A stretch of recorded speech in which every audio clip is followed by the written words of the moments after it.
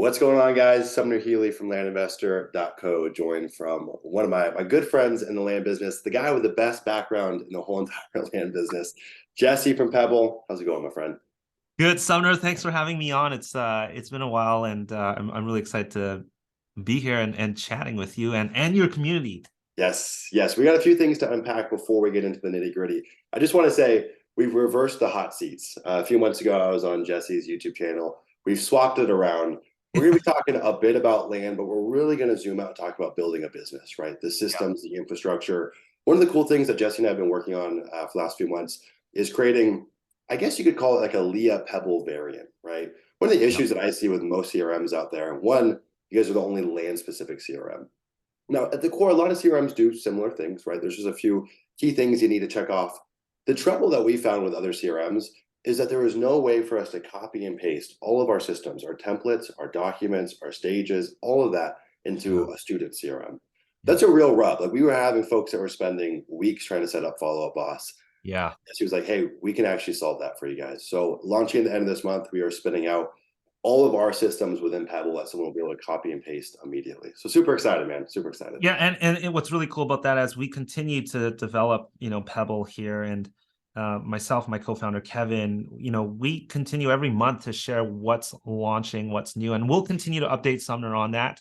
And if there's something that is new, we're introducing a bunch of things coming up in these next 2 quarters, and we'd love to make sure you guys continue to update that on your account, so it Yeah. continues to trickle down to all those that are signing up through you. Appreciate that, man. I one thing too, I just want to give you some kudos on.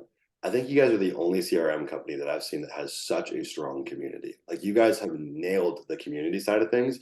And I think because you guys are so plugged into the community, the way you've iterated on Pebble is Yeah. unlike most other platforms. So I just want to give you two big thumbs up I on that. appreciate that. We're still learning on the way, so it's Yeah. always a learning journey here. So No, dude, what I want to do here, and again, we're not going to spend too much time harping on just the land investing strategies, right? If you've been on this channel long enough, you know how to buy and sell land. Come on, it's not rocket science.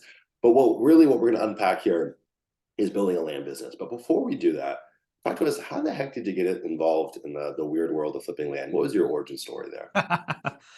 yeah, you know what? I first got into houses and fix and flips, and had a horrific story on that end. Ended up in debt quite a bit with that. As a Canadian, entering the U.S. market, because we can't do a lot of stuff up in Canada. Like we just can't, even with the housing side of things. And so I met some people, probably not the best people. Anyways, I was naive, and so I kind of went through that, and then I fell upon another person in the space of land, and I was actually sort of I come from a bit of a digital marketing background myself, and then I actually helped him out, and he introduced me to what he's writing about, and which is land. And I was like, well, what the heck is this all about? And so that Saturday, I remember I said, you know what, I'm going to sign up for this course here. And then by that Thursday, I sent out my first mailer. Had no idea how to dispo properties at all. Didn't even know what a county was. I thought a county was a jail box where the sheriff sat at, because we don't have counties up in Canada. So that's how dumb I was with land. But I still keep this on my desk. This was my first postcard that I sent out there, Oh, no way. and I netted my first 10K in 4 weeks of hearing what land investing was. I got 3 deals out of some mailers that I sent out, and I was like, this has got to be a joke. I remember the first property sold. The first property I sold, I was on the toilet and I was screaming to my wife. I was like, people are actually messaging me about this on Facebook. And 4 people wanted to camp out on my landlocked, desert locked property out in Bend, Oregon, and sold it in less than a couple hours of listing that thing. So I was like, okay, this has got to be a joke. There's something to this. Yeah. And then I was in the community. I started. People were wondering, how did I get started quickly? Now, I will preface by saying, after those first 3 properties, I went through a dry spell. I learned a lot more. I just got lucky. Okay, it's not like I knew everything. I got lucky, but I did get leads in pretty quickly. I started helping other people set some stuff up, and I was just sort of doing it on my own time, because I was part of some smaller masterminds or little groups of new land investors, and that's really sort of the origin of what Pebble is today. And it kind of grew into what it is now.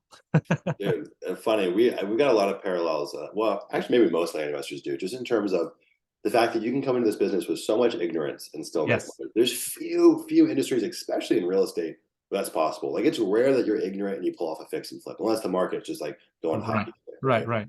I came in, I didn't know what a deed was, I didn't know what a purchase agreement was. And dude, Yeah. I honestly, for months, I thought what I was doing was illegal. It just didn't seem possible. I'm like, why would someone want this? And why am I able to buy it for so cheaply, you know? So yeah, Totally. I think there's a lot of skepticism when you get involved. And even once you start making money, I was still like, this seems really weird. But Yeah. that is one of the beauties of this bizarre, fledgling, weird industries that you can know nothing and still make money. Now, Yeah. very different to pull off consistency and have revenue that's predictable, right? That's probably what you went through Absolutely. thereafter. So Yep. talk to me about in the process of being a land investor. Now, what was the origin story for saying, I think we need like a CRM. Like I think we need something specific to land investors. What was that? Yeah. I mean, that was as soon as I was, I didn't have a method to all the chaoticness with my mailing. So I got my mailing out there, but I was blasting them out by, in the hundreds and thousands back then. You didn't have to send as much marketing out there previously now as compared to now, but all the leads that started coming in, like again, coming from a background of actually using stuff online and having some systems in place, I was like, okay, well, something needs to get in place. So that's where I built my first Kanban board on Trello and started laying out, what does it mean to go through an acquisition process? What are the stages in my acquisition process? Getting that all mapped out. I had a partner who was working with me. He was a good friend of mine. And so I was kind of showing him how to get systemized right from the get-go. And things turned into a rat's nest pretty quickly. And then, and soon enough I started realizing, well, can there be more done here? It's great, I've got some basic things going on, but is there more back? Again, the landscape was a little bit different from now. Things have gotten a little bit more competitive where you know having consistency in the way you run your business and you start treating it like a business is a huge advantage. Back then, I mean, you could get away with a lot. I mean, like I said, like you said, you could get away with a lot of ignorance. You didn't have to have systems in place. But if you really want to start thinking about growing this and doing this, on a consistent basis, not even full time, right? On a consistent basis, and buy back your own time, you're going to need processes in place. And really, processes aren't that hard. But a lot of it is just having clarity and things kind of laid out in front of you. So that's where it sort of started. Yeah. Yeah. I think about this as like, this is a maturing industry. This is probably what it was like fixing and Yes. flipping or wholesaling houses in the 90s or something. Like Yes. you could go on Yeah. that, like, different context, but you could go on the MLS and find a fix and flip deal. And Yep. over time, it's like you look at the folks that run big fix and flip wholesale operations, those guys, like, they know their numbers to the Oh T. yes. They are so hyper analytical because it's the only way to arbitrage and really have an edge with Yep. direct to owner marketing. Yeah. So if someone's out there and they're like, okay, there's a million and one CRMs, there's only one land specific CRM person that I know of, but if they're shopping around looking at CRMs, what would make Pebble a contender? Like what's like the main drawing point outside of just the community aspect? You guys have done really well. What's the Yeah. driving factor there? So, I'll take this a step back here. Pebble, we didn't really give the name CRM to Pebble until it just was given to us, really. And Pebble really started as a property data management system.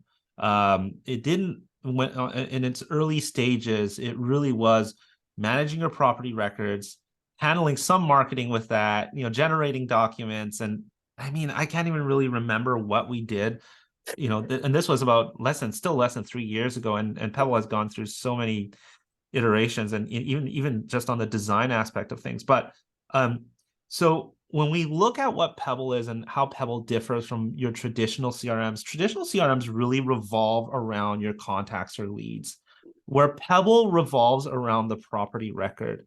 And so Pebble does a fantastic job in centralizing your property data and gives you a one source of truth for your property data. And so everything revolves around that. Your leads revolve around your marketing revolves around that property, because this is a two-sided business. And guess what? Everything comes back to that property record. It doesn't have to do with the seller. It doesn't have to do with the buyer. It has to do with the property record itself. At one point in time, somebody owns it. And one point in time, you're going to own it. And then eventually somebody else is going to own it. The common denominator here is the property record. So Pebble is first and foremost a property record management system. So we've built everything around that.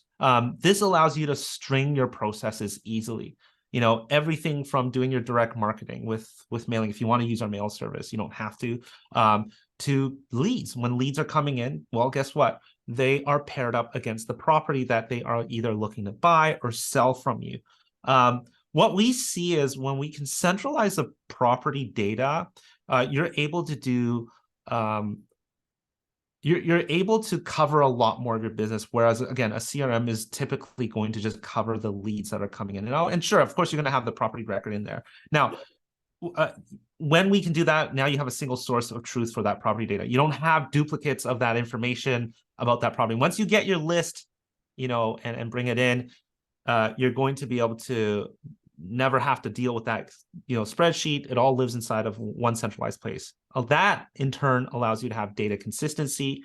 It makes it easier for your team to avoid any errors.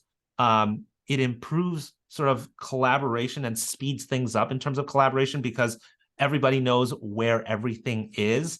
Also reporting, it makes it a lot easier as well. When you're measuring, when you're trying to track, this is one thing that we're trying to work on and improve down the road here in Q3 is the metrics that we surface to our users. And really then also, you know, when everything can speed up, optimizing, whether it's your processes or, you know, making certain decisions become a lot quicker.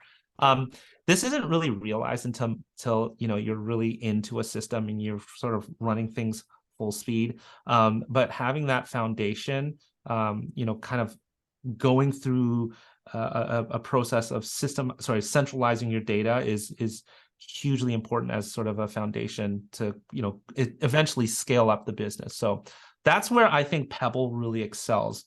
It's not like, oh, we can do like, you know, neighbor letters or mailing. I think fundamentally it's that we're centralizing property record. It sounds like a really small deal, but I think it pays off down the road there. Being 4 years into my land business, I realize it's a big deal. And like every other CRM is based off of lead profiles or customer profiles.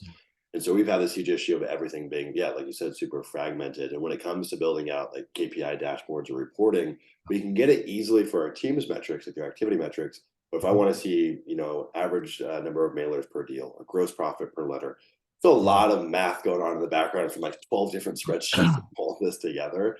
And I don't know of any other platform that does that, where the main central record is the property and everything flows into that. Super interesting and super interesting. I guess this is a common question. It sounds like you guys have already solved this. It's not really relevant, but we get a lot of folks inside our program, inside our community asking, should I have a CRM for acquisitions and for dispo? It sounds like if you've got one Pebble account, you would not need two. It's already kind of baked in.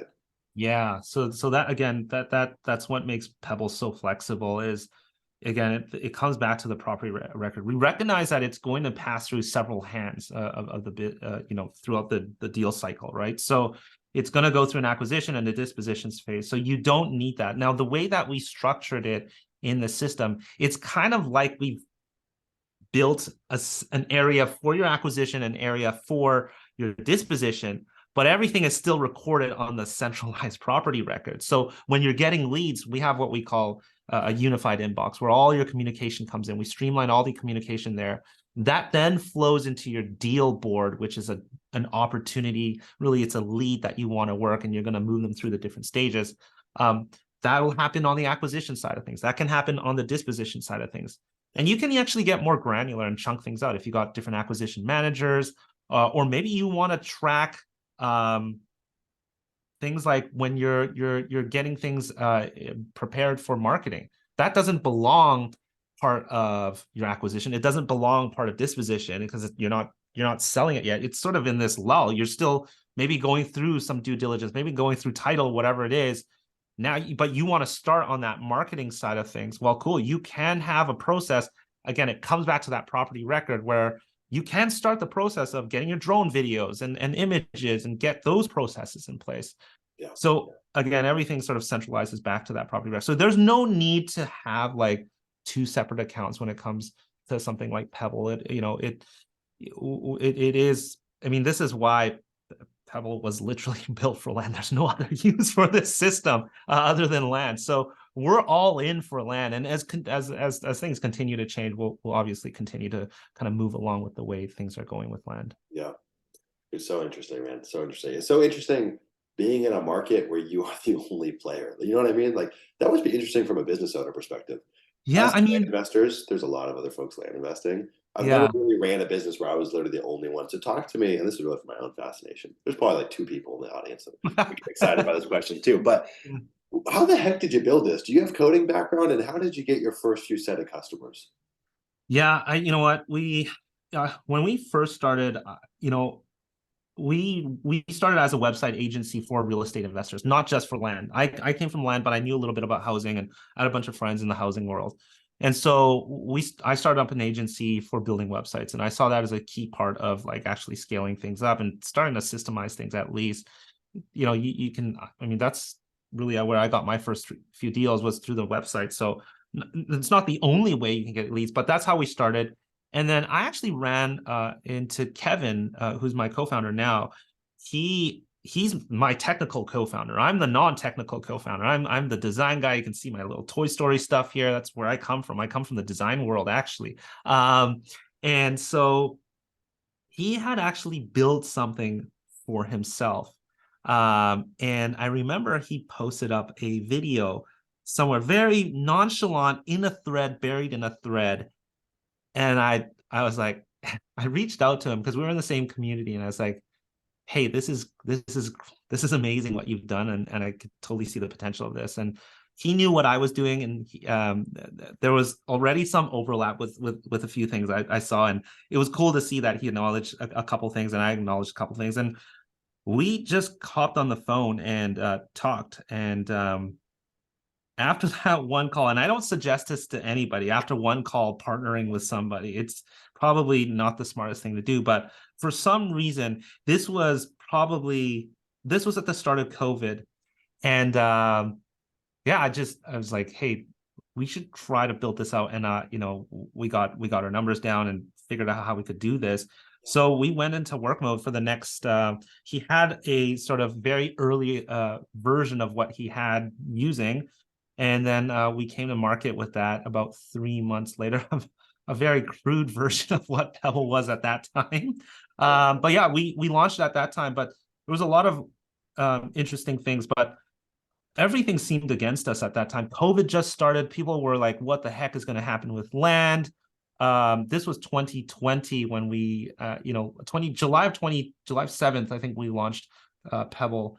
And so I had a list already of people that I was helping. And so I was sort of keeping them on the go about what we were doing. And within the first few weeks, people wanted to start using what we had, and people were really excited.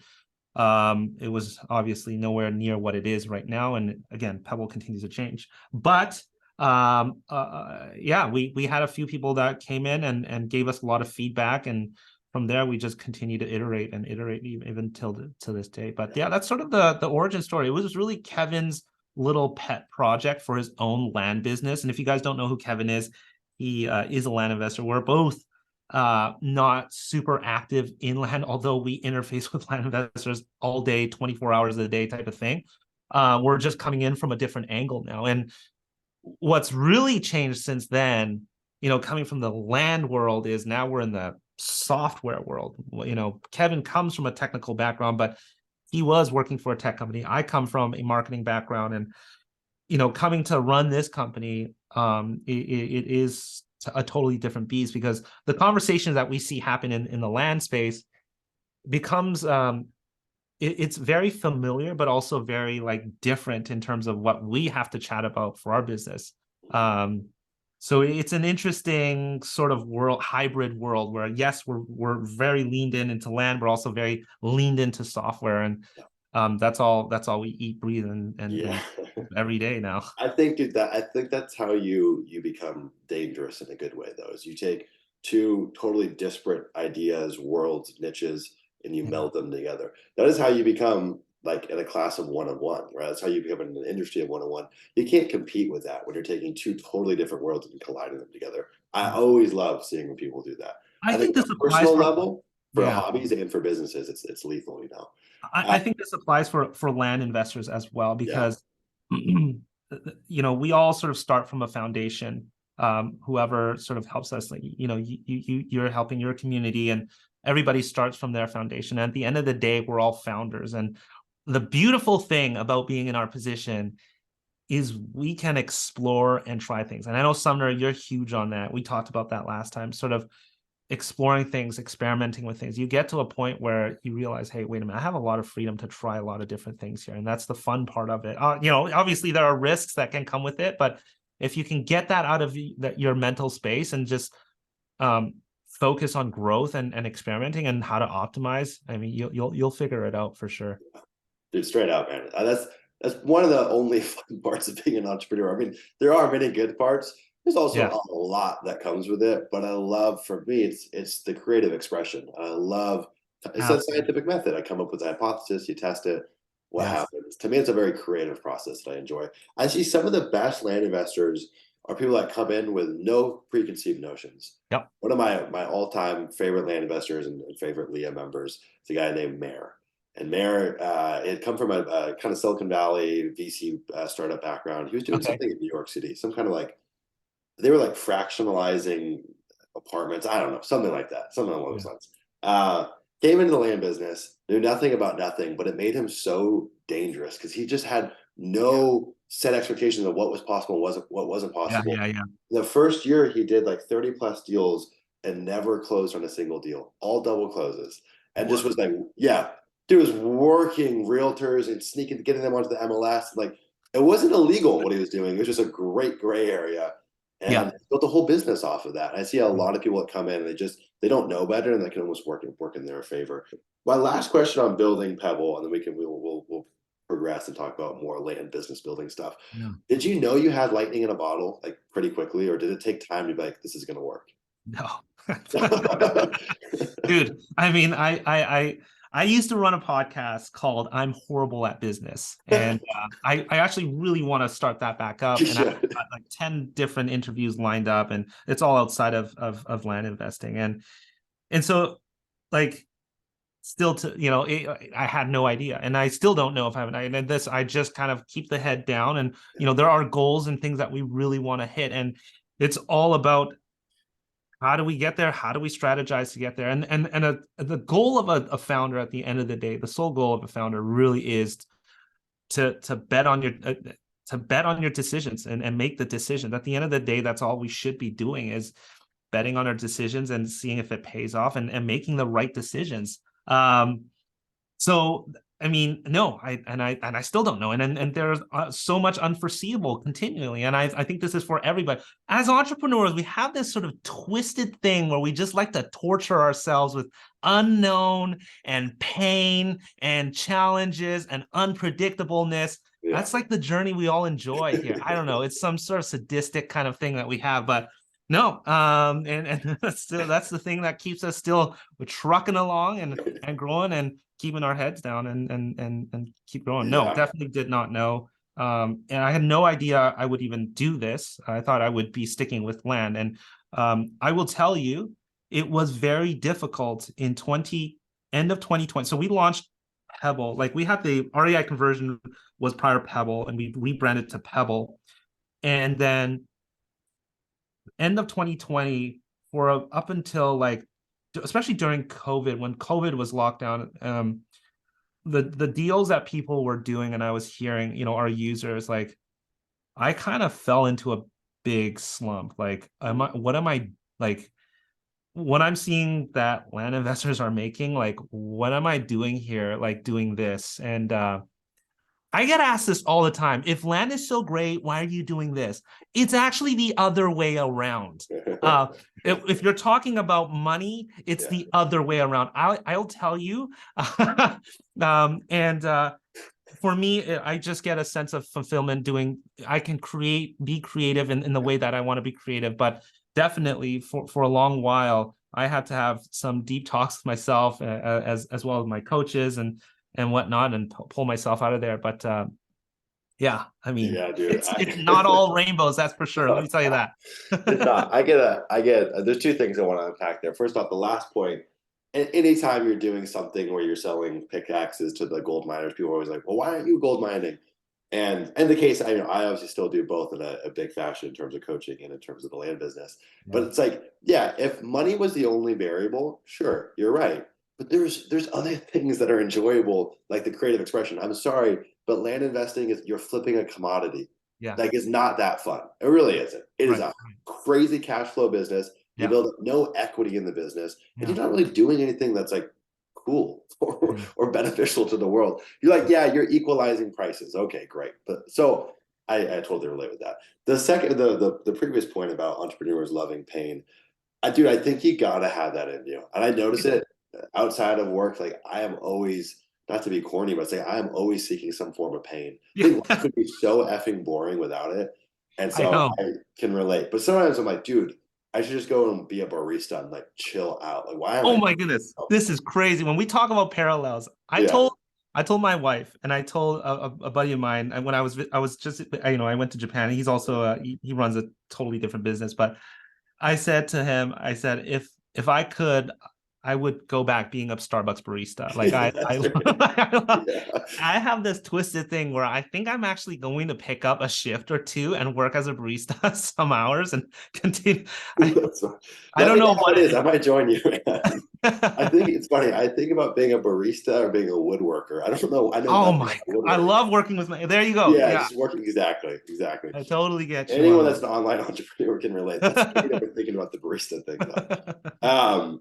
Yeah, sometimes being a I woodworker. think lesson learned here, it's not always about the money. No, And now that depends on your goals. And for a lot of people that are land investing, they've got their fulfillment from their 9 to 5 or whatever they're doing on the side, and land is their big income. That's awesome. Like, and whatever it is to you, make sure you know why you're doing it, and just have clarity on that, and move on. That's pretty much it, really. straight up, man. Straight up. Yeah. Yeah, I've had to learn that I can derive fulfillment out of building businesses. It's not going Yeah. to be land, but at the core of it, I think fulfillment is something that I get checked off separately.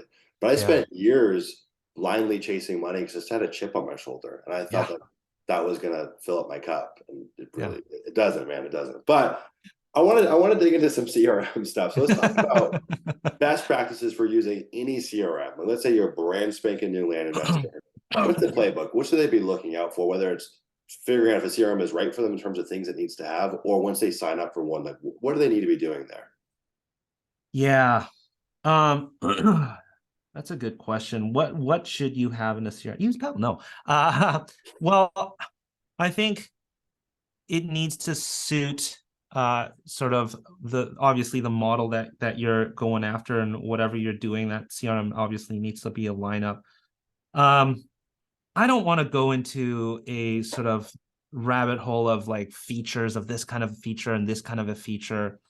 I think at the end of the day, is it easy for you to use, and is it easy for you to build processes? I harp on this all day long, every day. Like, I am all about buying back your time. Like, how do we buy back time as founders? I mean, this is like an honest truth here is like we're looking for freedom.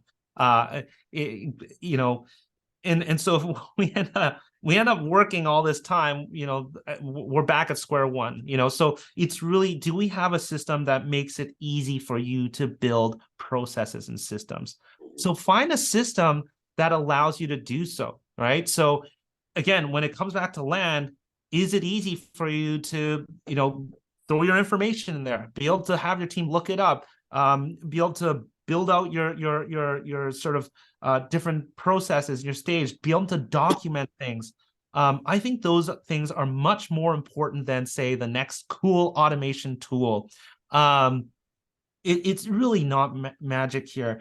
The holy grail to scaling any business is just getting your repeatable processes down and having that easily accessible to continue to optimize and manipulate that. So what I mean by that is, like, let's say you have a way you're doing due diligence. You learned it in one way, and then as you continue to do it over and over, you figure out, hey, well, I could just do this, or maybe I'll call here to get everything done. Having those sort of laid out in front of you and be able to manipulate those changes, or document those changes, so that you and your team know what the actual steps are, is huge. And then when we're scaling, we're bringing on other people as well. So making sure that system is also easily adaptable, or adoptable by your team members as well. And that's something that we put a lot of thought into. Like, we put a lot of thought into UI UX within, and that's the user interface and user experience. And when we first launched, that was not on our top priority. Kevin had some really good, input on that, but now that is something, we are, heavily leaning in towards. How do we keep it simple for you and your team? At the end of the day, you want something you can move nimbly with and quickly with, because when we can easily build processes inside of a system, and lay it out easily inside of a system, this is how we strategically start buying back time. You can easily then throw somebody in there to take care of those tasks or whatever it is, and pull yourself out of there. I mean, it's not anything crazy. It is quite manual sounding. I mean, having a place to have your processes, housing those processes, having all the data in one place. So when you're checking those processes, when you're routing those things together, when you're building automation, it all lives in one cohesive place. When you need to make changes, it's easy to do so. Then, as you've sort of audited what you need to do, again, taking due diligence, you can then bring somebody in. They know how to come in, do everything easily, and then they can also start building on top of that, and start improving or optimizing that. So to wrap it up, what is really important in terms of a CRM is, like, ease of use. I think is up there. I think that's huge. Another big one that I see is, like, how do we avoid data redundancy? I've seen a lot of systems out there, where people are ending up having to do things twice. Now, certainly Pebble doesn't do everything for you, as we continue to improve the system. But data redundancy, what I mean by that is you have information that lives in your CRM, but some of it still lives in an Excel file for some reason, or some of it lives in your Dropbox, or some of it lives somewhere else. You're not going to be able to avoid all of that. I mean, there are certain systems you're still going to need to tie into that, that system does really well with. For example, if you're building a buyer's list, you're still going to need an email newsletter system. But sort of minimizing that is going to be really helpful. So those are some of the things I think, are really important when choosing a CRM. The other, like, on the technical software side of things, to see, like, how active are they is really important. Sumner, I know you mentioned you haven't seen LAN-specific systems or LAN-specific CRMs out there. There are for certain programs and whatnot, for coaching programs. They've sort of built one out so they can sort of channel their students into there, which is all cool and dandy. But where is that software going? What do they have? How active are they? This is one thing that is really important in the software world, that we have a feedback loop and we continue to iterate. It's not always about, I think a lot of people think, yeah, pump out more features. And that isn't really the way to go about it. It's really figuring out what are the problems that our users are coming across, and how can we address that without having to build something brand new? Is there something that we can reroute and fix, and seeing the track history for that? So we're really, really transparent about that. In fact, we do this religiously. We've done this since day one of Pebble launch. Every first Thursday of the month, we've gone on live on YouTube, Instagram, whatever, sharing what we're working on, what's coming up ahead. We're constantly doing that. Things are changing, and so looking for a platform that shows that they are actively working on it and keeping in mind of their users. I'll be upfront. We've done things that have upset our users, but we've done it in the thought of how do we improve the overall experience. They're so used to a certain way. I understand, but sometimes we do need to take a step back to, take a bigger step forward. So Yeah. I think that's also another thing. What is the track record? But that's more on the technical side of things, Right. less on the land side of things. So I see a lot of not even just in the land space, a lot of like education companies and stuff like that. They're just white labeling other providers, right? So it's like, is it yeah, really built for land investors? And are right, you really going to iterate? right. Or not, right? Dude, you hit on all the points that we always talk about. And I swear we did not talk about this before. But when I tell people, like, whether you use something that we recommend or a different CRM, I Yeah, look at the fact that it's got to be simple, and it's got to that your team's got to be able to adhere to what's laid out there. yeah, That's both in terms of the CRMs, also both in terms of the stages you set up, how you use the CRM. yeah, I've done so many different variations of different platforms or different setups. Simple yeah, is always one. We've gotten yeah, to the point where it's so simple. It's almost too simple, but yeah, everyone adheres to it. There's like really no slippage there. And if yeah, we don't have someone updating the records and keeping a clean source of truth, yes, doesn't matter what the system is. If the correct data isn't in there, it's like, who cares? The yeah, next thing is it's got to have communication features inside the CRM. If we got to call out of another platform or email out of yeah, another platform, I think consolidating that under one umbrella is huge, especially for reporting. And yeah, then from a price point perspective, it's got to be able to grow with your team. Some right, platforms is like they get you in on the tripwire for some cheap yeah, plan, and then they just screw you as your team grows. yeah, It's got to be yeah, able to scale with your team at a rate that's affordable. I yeah. think you guys do a really good job checking all those boxes. I'm curious, inside the Pebble community, maybe just in your own business, what are you guys doing to build like SOPs or to document processes? I know there's a lot of different tools out there. We've been using Lucid Charts, but I'm curious what your guys' playbook is for that. I mean, I don't really care for the tool, really. I mean, you can use whatever tool you'd like. There's a couple steps that I go through, and I talk about this, and we'll probably mention this a little bit later in the Dirt Hacker Challenge. That's where I sort of spend a day talking about building playbooks or SOPs. And for those of you who might not know what SOPs are, standard operating procedures, are really like an instructional manual for running your business. This is something, if you've heard of the book E-Myth, and this is something that's been talked about over and over with franchises. So again, scaling up business, you can't get away from repeatable processes and documenting on that. So one of the things, I'm sure you probably do this, I always tell everybody, record what you're doing. I call it the screen quarter method. It's just a fancy little name, right? All you're doing is it's like somebody had a camcorder behind you recording exactly what you're doing. Now, that's the first step that I would suggest. As a solopreneur, you should be starting on that now, because you can easily get people in place to do some simple tasks. And it doesn't have to be everything. I would say whatever you find that you're doing over and over, let's say your due diligence process, or like loading up mailing or pulling lists, if it's pretty manual, those are probably a good area to start at. Getting to do some research, record it, maybe record it a few times so you've got different variations. Now that just lives in your database of recorded. Start getting it laid out, maybe on Google Docs. This is what I do. This is what Notion is a great tool. Google Docs. You mentioned Lucid Chart. I've never heard of that, but Training is another one of those. But you'll just want to get your database of videos and libraries ready. When it comes to then, bringing somebody on, what I typically do is obviously I'll put out a job posting, but I will then, when somebody makes it through, or a couple of people make it through, I will actually get them to document that as part of their interview. I want to be able to see if they can actually understand what I'm doing, and then can they regurgitate it out in a written format. You are probably the worst person to actually write this in writing. And I'll sort of explain why do we need to get in writing, but getting it in writing, having somebody else do that, you're probably the worst person, because you're biased to, the way you explain things. You may not realize those nuances that you might miss. I then typically will get a couple people to document those things.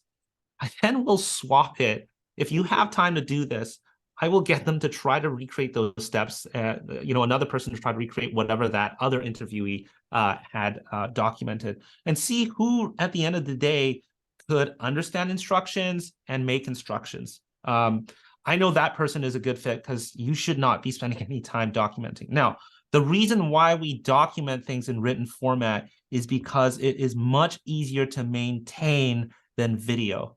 Having to re-record everything every single time is annoying, is a lot of work. You don't want to miss things. You just want to go through it very quickly. You don't need to be explaining it. Now, you may want to audit those videos once in a while, maybe when you have a huge change, but if it's just a tweak here, a tweak there, a document makes it a lot easier to do that. And then when you have sort of documents, it's a lot easier for your team to skip and just check things without having to scan through a video. So I really push getting written documents done, making sure they're up to date. And guess what? Now with ChatGPT, you really have no excuse. I can spit out this garbage of instructions to it, and it can lay it out. And you could literally say, write this out in an SOP format, numerate it, put it in a tabular format, and make it easy so that a 6-year-old can understand. And bold all the key actionable words. It'll spit this out for you in seconds. So easy to do that now, and it's probably only going to get easier. I don't know if we even need somebody to do that in the future. You probably could feed it a video eventually, and AI will document that all for you. And maybe you're going to be able to adjust things along the way, but you still need some sort of written document. Again, when you're bringing somebody in now, they have everything laid out with an attached video, and they're off to the races. So I don't even know what you asked me from the beginning, but that's my thoughts on playbooks and SOPs. Getting it started early on, and then when you're hiring, using it as part of your hiring process, especially for a VA or somebody who's going to be managing it.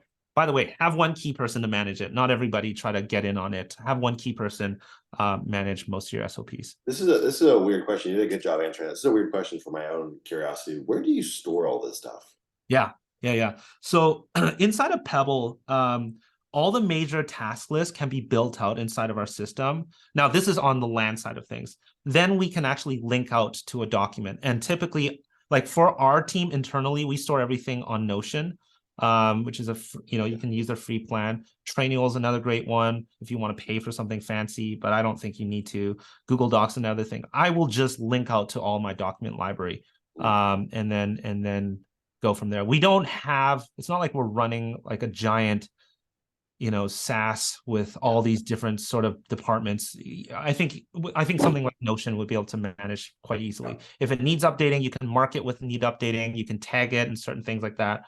But we manage it all inside of Notion internally here. Okay, smart. That's good to know. Yeah, we've been doing Google Drive, and I despise Oh, that. Google Drive is totally perfect. I think, yeah. It's just like it? I don't know. I don't like. I haven't. It's just we got too much stuff in Google Drive in general. Oh, okay. Sorry. You have a lot. I get what you're saying. So I wanted something that's just centralized, just for SOPs. So yeah, then I've looked into. You check out Trainual. I know they do a fantastic job there. Actually, we're under I'm under a SaaS coaching program, and I know that folks over at Trainual are part of that, and they do a fantastic job. But something like Notion, if you want to just isolate something out, I think Notion. We used to use we used to use ClickUp for managing most of our properties, but they did a horrific job on documents, and so we moved over to Notion. Yeah. Dude, I'm curious. Are you working with Dan Martell? I am, yeah. I've been working with him for the last, I don't know how many years now, but my girlfriend, I mean, she's not like good friends with him, but she knows him. She went to an event in Canada. Oh yeah, a month or two ago, and they were hanging out there together. Yeah, he talks about him and his SOPs and buying back time and all that stuff. Oh yeah, this is where a lot of it comes from. I also had oh my gosh, I forgot his name, the author of Systemology, come onto our podcast, talk about things. But I mean, it's all the same at the end of the day. But yeah, if you guys don't know who Dan Martell is, he is sort of a coach in the software world, and he writes a great book called Buy Back Your Time. So a lot of that, is taken into what we apply for our team here. So definitely check that out as well. Yeah, he's kind of a Canadian legend. Funnily enough, too, I was interviewing videographers, and I interviewed, just by coincidence, Dan Martell's editor and videographer. No way! Yeah, small cool. World. So I feel like I know the guy. So there's been so many little points in my life where I'm like, yeah. But I figured, also, I can't remember the founder's name that runs Trainual, but I'm familiar with him too. It's a really cool business. Oh yeah. Can't remember his name. Okay. What's his name? I forget now too. He's like a cool dude, though. He's part of the same coaching program on all of this. Dude, I got a lot more questions that I want to get through. I do want to be respectful with time. Two things that I want to hit on before we wrap up. So the last question, or second to last rather, is if I'm a solo operator, I'm a land investor, I'm just getting started. You already talked about documenting stuff, recording what you're doing. I think that's really Yeah, wise because yeah, people usually start doing this, whether it's hiring or documenting, when the pain meter gets really high. It's like being yeah. proactive there will pay dividends. What can a solo operator do to start buying back time, saving time in their land business if hiring is not on the horizon Yeah. for the next few months? If hiring is not part of your formula, I mean, get systemized. Get systemized. Start documenting what's repeatable and start identifying. I mean, that's probably your best bet in terms of buyback. You're not going to be able to buy back time immediately. You're still going to need to learn and audit everything of your business and understand your business. There's no shortcut to that. There really isn't.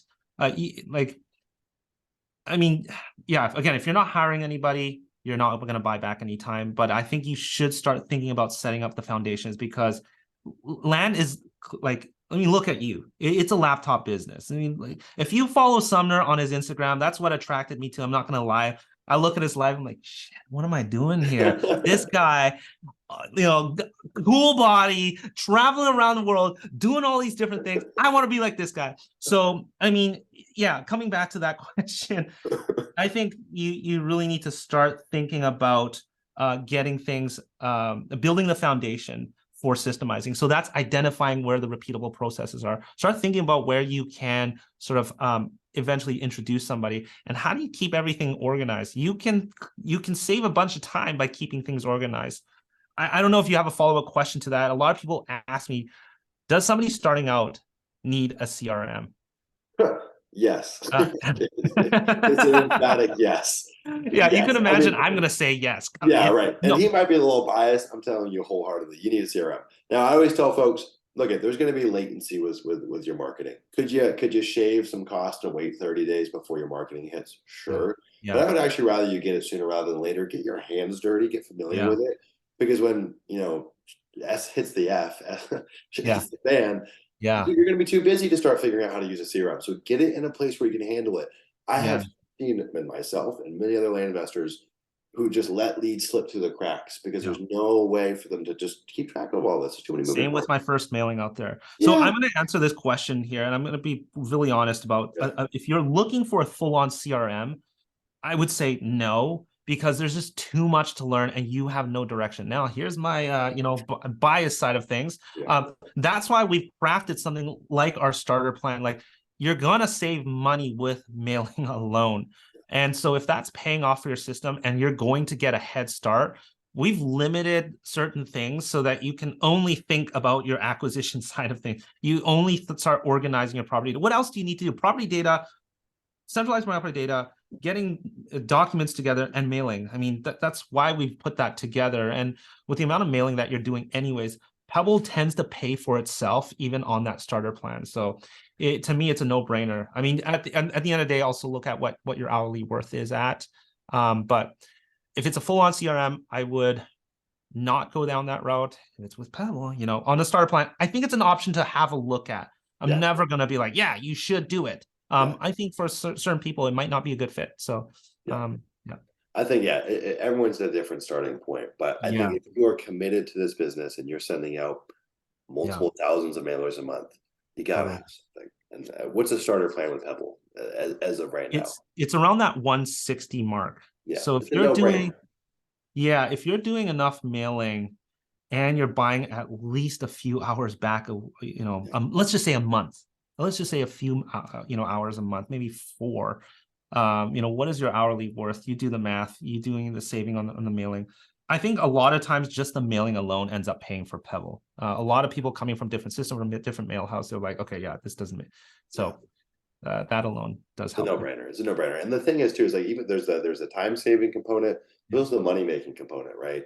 yeah, If you went into our CRM right now and you saw how thoroughly we work our leads, A, it yeah, would be shocking, and B, there'd be no way to do it without a CRM, right? So yeah, some way to keep all those records is paramount. And I see like yeah. that's one of the slippage we see with folks that just aren't able to get a big yield from their mailers. Yeah, maybe it's a market selection problem, maybe it's a pricing problem, but it's actually usually an acquisition problem. If Mm-hmm. you don't have that centralized database, there's no Yeah, shot they're going to stay on top of all these leads, right? When yeah, some of these leads have 150 plus different touch points over the months, and yeah, some of them will turn into deals. Some of them might take a few more years. Yep. But that's why we're able to get one deal for every 1,700 letters we send out.